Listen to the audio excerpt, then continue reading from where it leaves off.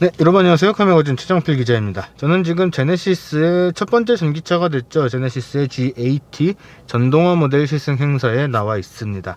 사실 일전에 이쪽에서 보여드릴 텐데 일전에 이 G80 전동화 모델에 대한 실내외 리뷰를 해드린 적이 있었기 때문에 오늘은 이 차를 직접 주행을 하면서 이 차의 주행 느낌에 대한 것들, 그리고 그때 미처 발견하지 못했던 것들, 새롭게 공개가 된 것들에 대한 이야기를 해볼 수 있도록 하겠습니다. 일단은 주행을 하면서 이 차의 성향을 한번 좀 살펴보고요. 그리고 이제 다양한 이야기들을 한번 더 해볼 수 있도록 할게요.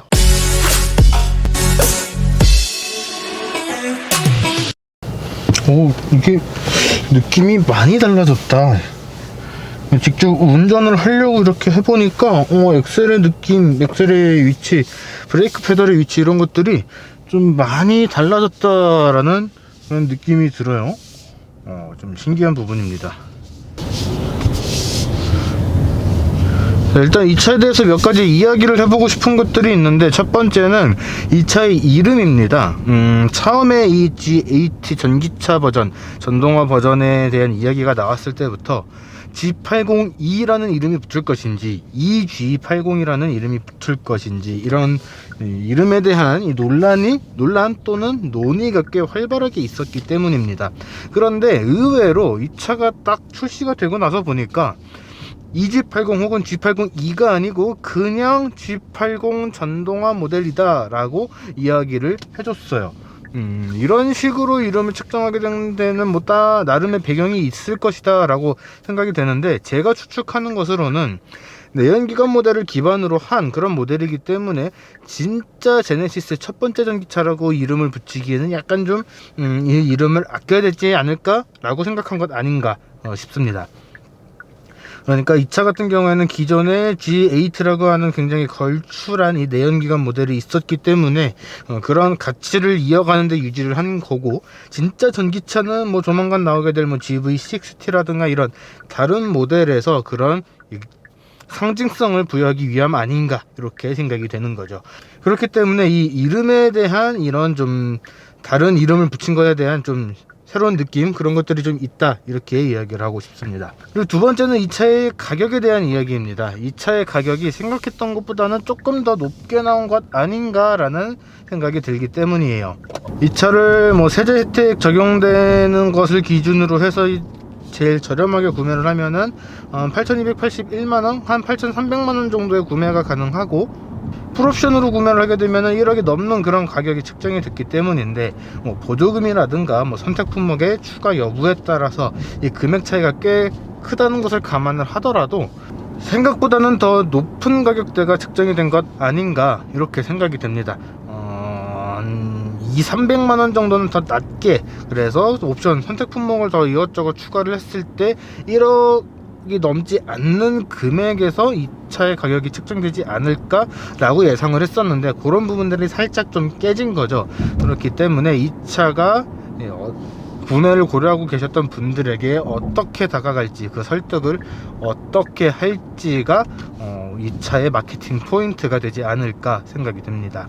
지금 이제 막 운전을 시작했기 때문에 약간 좀 성향을 파악하는 단계에 있기는 한데, 지금 출발을 하면서 든 느낌은 일반 내연기관 G80보다 훨씬 더 차가 무겁게 느껴진다라는 점입니다. 이게 좀 뚜렷하게 차이가 날 정도로 굉장히 좀 차가 무겁게 느껴지는 그런 감각이 좀 있어요. 지금 뭐 물론 에코 모드를 적용을 하는 상태이기 때문에 그런 걸 수도 있는데, 흔히 하시게 될 컴포트 모드로 지금 변경을 해봐도 약간은 좀 기존의 G80보다 조금 더 무겁게 느껴지는 그런 성향이 있습니다. 이게 아무래도 전기 모터 그리고 배터리가 가장 컸겠죠. 이 배터리가 탑재가 되면서 차의 무게가 조금 더 올라간 것들이 이렇게 전달이 되지 않나, 이렇게 생각이 되고요. 그리고 전기차 전용 플랫폼이 아니라 이 기존의 G80를 기반으로 한 전동화 모델이기 때문에 주행거리 확보를 위해서 배터리를 최대한 많이 배치를 하고, 그런 과정에서 차의 무게가 어쩔 수 없이 늘어난 부분, 어쩔 수 없이 무거워진 부분들이 이렇게 운전을 할 때 운전자에게 전달이 되는 것 아닌가 생각이 듭니다. 주행 가는 거리가 생각보다는 좀 많이 나왔어요. 산업부 기준으로, 환경부 기준으로 해서 427km였나요? 결코 적지 않은 그런 주행 거리가 나왔습니다. 이렇게 큰 사이즈의 전기차가 사실 처음 나온 거나 마찬가지인데, 이렇게 큰 사이즈 대형 세단 기반의 이 전기차 전동화 모델을 처음 출시를 한 건데도 불구하고 이렇게 400km가 넘는, 실제 주행을 하면 한 500km 가까이 나오게 되지 않을까 싶은 이런 주행거리를 확보를 했다는 것은 분명 칭찬할 만한 점 아닌가 생각이 되고요. 또 칭찬할 만한 부분이라고 생각하는 것만큼 이 차의 전기차로서의 안정성, 사실 코나라든가 이런 현대차 그룹의 전기차에서 발생한 이런 화재 이슈들이 좀 있었죠. 이런 이슈들이 없는지, 똑같은 문제가 발생하진 않을지, 이런 걱정을 좀 같이 해야 되는 그런 부분이 있지 않나 생각이 됩니다. 가속감은 상당히 묵직하고 웅장하게 느껴져요. 일단 스포츠 모드, 제조사 설명에 따르면 스포츠 모드 기준으로 해서 정지 상태에서 시속 100km까지 가속을 하는데 4.9초, 예전에 제가 탔던 이 기아 스팅어하고 비슷한 그런 성능이죠. 그런 성능, 그런 가속 성능을 보여준다, 이렇게 이야기를 하는데, 이렇게 꽤 무거워졌음에도 불구하고 이 G80라는 차의 성향에 어울리는 그런 이런 묵직한 가속 감각 아닌가 생각이 듭니다. 근데 비 오네. 자, 그러면은 가속을 한번 해볼까요? 스포츠 모드로 한번 두고, 아무래도 이제 전기 모터 그리고 배터리 상당히 많고 무겁게 배치된 이 전기 배터리들, 그리고 이제 차차의 구조 특성상 어쩔 수 없이 뒷좌석 아래 많이 깔리고 바닥에 많이 깔리게 된 이 배터리 배치의 구조 특성상 어쩔 수 없는 것 같긴 한데, 뒤가 조금 더 묵직한 느낌이 좀 강하게 옵니다. 앞뒤 밸런스가 비슷하게 온다, 이런 느낌이 아니고 굉장히 뒤에서 묵직하게, 그래서 앞이 살짝 뜨면서 가는 느낌이라고 해야 될까요? 그런 느낌들이 좀 전달이 되는 것 같아요. 이 차 같은 경우에는 뒤 두 개 전기 모터가 장착이 되어 있어서 시스템 합산 출력으로 하면은 약 370마력, 최대 토크 같은 경우에도 약 71.4, 71, 72kgm 정도를 발휘를 하는 그런 성능을 보여주고 있고, 이 두 개의 전기 모터가 있기 때문에 사륜구동, 거기다가 주행 환경, 주행 스타일에 따라서 후륜 혹은 사륜을 적절히 배치를 해주는 그런 세팅이 되어 있다라고 설명을 하는데, 일반적으로 얌전하게 일상적인 도로, 시내 주행이라든가 고속 크루징, 항속을 한다거나 그럴 때는 크게 느끼지는 못할 것 같아요. 하지만 추월 가속을 하기 위해서 엑셀을 훅 밟아서 속도를 확 한 번에 올렸다거나 이랬을 때는 확실히 앞이 조금 더 뜨는 듯한, 뒤가 훨씬 더 무겁게 느껴지는 그런 감각이 전달이 되지 않을까 생각이 듭니다. 그리고 이제 정숙성 같은 경우에도 꽤 중요한 마케팅 포인트로 작용을 하지 않을까 생각이 됩니다. 아무래도 이제 럭셔리 브랜드를 추구를 하고 있고, 오너 드리븐 그리고 쇼퍼 드리븐 다 사용이 될 수 있는 그런 이 차가 바로 이 G80였기 때문에 실내에서 느끼는 정숙성도 꽤 중요하다, 이렇게 생각이 되는데, 사실 밖에서의 풍절음도 그렇게 심하지 않고요. 로드 노이즈, 이 도로 노면 소음도 지금 그렇게 심하게 전달이 되지 않습니다. 스티어링 휠에서 느껴지는 것도 그렇게 심하지가 않고, 온몸으로 이 시트를 통해서 몸으로 전달이 되는 것도 이 노면 소음이나 진동 같은 것들이 그렇게 심하지가 않아요. 기존 이 G80하고 비교를 했을 때도 크게 부족하지 않은 상당히 정숙한 그런 이 승차감을 만든 것 아닌가 생각이 됩니다. 이 소리도 이제 액티브 노이즈 캔슬링에 적용된 덕분이라고 봐야겠죠. 소리, 진동 이런 것들이 다 굉장히 매끄럽게 걸러지는 그런 성향을 만들어 둔 것 같아요. 원래는 이 드라이브 모드를 꼭 누르고 있으면 스마트 모드로 변경이 됐었는데, 지금은 마이 드라이브 모드라는 것으로 변경이 됐네요. 설정하기에 따라서 스노우 모드로 변경도 할 수가 있다고 지금 표시가 되고 있는데, 이런 부분들에 있어서는 지금 이 드라이브 모드 관련해서는 조금 이 업데이트가 있었던 것 같습니다. 이런 부분들 같이 참고를 해주시면 좋을 것 같네요. 사실 아이오닉 5에서도 이 아이패드이 생각보다 그렇게 이질감이 크지가 않아서 꽤 편리하게 사용을 했었는데, 이 G80 전동화 모델에서도 지금 그렇게까지 이상한 이질감이나 그런 것들이 느껴지지는 않습니다. 굉장히 매끄럽게 이 가속, 감속, 그리고 지금 계기판에서 보이는 이런 이 회생 제동의 정도를 보면은 꽤 매끄럽고 부드럽게 작동을 하도록 세팅, 요 조율을 되게 잘 해둔 것 같아요. 전기차를 처음 타보시는 분들이 처음부터 이 아이페달 드라이브로 주행을 하기에는 좀 무리가 있겠지만, 그래도 적응을 금방 해서 잘 쓸 수 있을 것 같다라는 생각이 듭니다. 브레이크의 느낌이, 이 차가 확실히 좀 뒤가 무겁기는 한가 봐요. 이 브레이킹의 느낌이 뒤에서 약간 머리 잡아 당기는 그런 느낌이 좀 들거든요. 천천히 이렇게 속도를 낮추거나 턱 하고 이렇게 힘을 줘서 딱 멈추거나 그런 느낌이 아니고, 빠른 속도에서 브레이킹을 할수록 이 뒷머리 자꾸 잡아채는 듯한, 갑자기 멈추는 듯한 약간 좀 그런 느낌이 있습니다. 그런 느낌에 그런 느낌이 전달이 되는 거는 아무래도 앞쪽에도 컨티넨탈 걸로 기억이 되는데, 이 브레이크 패드가 적용이 됐지만 뒤쪽에도 상당히 대용량의 브레이크 디스크를 적용을 했다라고 하거든요. 그런 부분에서 오는 느낌이 아닐까 싶어요.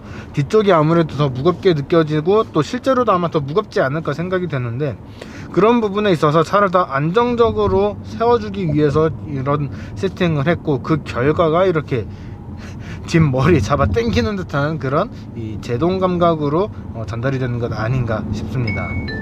그리고 이제 미안한 이야기지만 전비 같은 경우에는 되게 안 좋은 편이에요.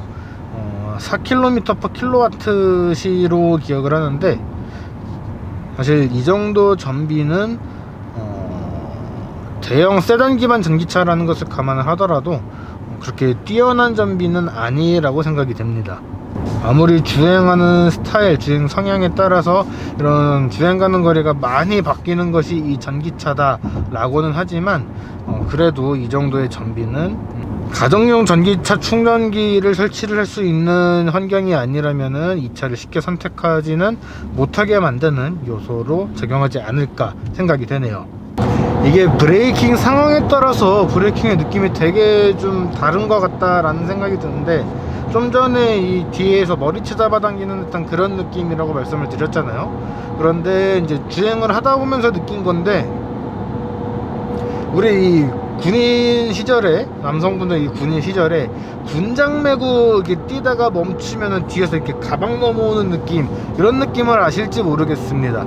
약간 좀 그런 비슷한 느낌으로 이 뒤쪽에서 되게 무거운 등짐이 나를 한번 이렇게 눌렀다가 다시 내려가는 듯한 그런 느낌이 들어요. 그러니까 여러가지 움직임에서 골고루 나는 뒤가 되게 무거운 차예요 라는 것을 좀 드러내고 있는 것 같습니다. 이 차가 좀 메리트를 얻으려면은 직접 운전을 하는 거를 좋아하면서도 이게 막 스포티한 거를 좋아하는 것이 아니라 운전하는 것 자체를 좋아하시는 분들, 그리고 고속도로보다는 시내 주행이 많은 분들에게 더 어울리겠다라는 생각이 좀 드네요. 사실 시내 주행이 더 많은 분들께 어울린다라는 것은 그동안에 시승을 해봤던 조금 작은 사이즈, 컴팩트한 사이즈의 이 전기차에서 많이 느꼈던 그런 부분인데, 이 G80 전동화 모델 역시 고속도로 주행이 많으시거나 이제 지방 출장이 많거나 그러면은 조금 좀 고민을 다시 해보셔야 되지 않을까 생각이 됩니다. 기존 G80에서 느꼈던 높은 완성도가 좀 살짝 좀 깨진 것 같아서 그런 부분에서는 좀 확실히 아쉽게 느껴지네요. 근데 좀 놀란 것은 생각한 것보다 훨씬 더 정숙합니다. G80 내연기관 모델에서 뭐 엔진이 빠졌기 때문에 조용하다, 그냥 그런 정도가 아닌 것 같고, NVH 자체를 한층 더 이 개선을 하기 위해서, 아무래도 전기차다 보니까 이런 NVH를 한층 더 개선을 하기 위해서 좀 많이 고민을 한 것 아닌가 싶어요. 아무리 액티브 노이즈 캔슬링이 작동을 했다라고 하더라도 이거는 좀 그냥 엔진 빼고 전기 모터를 박았으니까 조용합니다, 이 수준은 아닌 것 같습니다. 그러니까 좀 요약을 해보면은 기존 G80만큼 좋은 차는 맞는 것 같아요. 다만 이 전체적인 완성도 측면에서는 어떤 측면에서는 좀 깨졌고 어떤 측면에서는 조금 더 좋아진 그런 부분들이 분명 있는 것 같습니다.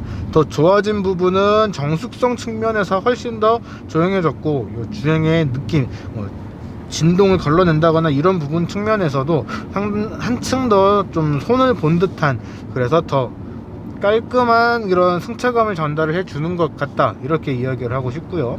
좀 안 좋아졌다 라고 할 수 있는 부분들은 역시 좀 뒤쪽에 치중된 무게, 그러면서 늘어난 무게 때문에 차의 이 움직임이 한층 더 무겁고 둔탁하고, 또 뒤쪽에 되게 보찜을 메고 있는 듯한 그런 느낌이 전달이 되는 것, 이런 것이 이 차의 단점이 되지 않을까 생각이 됩니다.